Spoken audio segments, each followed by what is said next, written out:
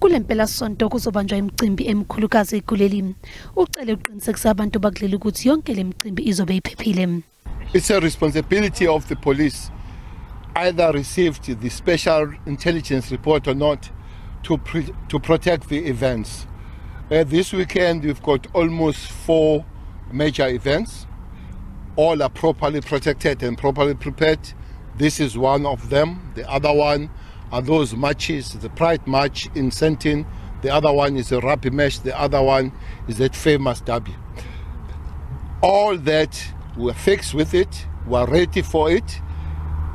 Even if there were no threats, they would have still prepared for it. Ebuzwa ukuthi mangake amaphoyisa azobe eqaphe umcimbi okunikezwa kwengonyama uMisuzulu kaZwelithini isitifiketi sobukhosi uphendule kanjeni. The forces you see here is half of what is deployed. We have saturated the roads, the highways. There are highways that are identified coming from some, especially from north of the province and inland of the province coming down. We know those roads. We are fine with them. For next 24 hours, as we know that in next 24 hours there will be event, there will be no sleep. And we are very much satisfied. Tomorrow,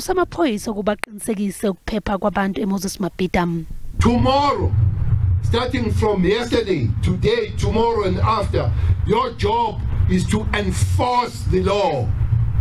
Anything, anybody that gets out of the way, you must make sure that you put that person back on space so that tomorrow and thereafter, the situation and the event is given the dignity that it deserves. Amaphoyisa azobe eqaphele imicimbi kuba asebenze ngokuzimisela nawo uqobo lwawo aziphathe kahle. You are supposed to respect it and you respect yourself.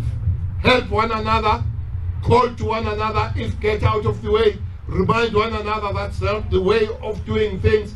Remember, the world and the eyes of the world are on you. Remember that you are representatives, you are the face of the government, you are the face of the event. The world tomorrow will descend upon you. Please be good representative.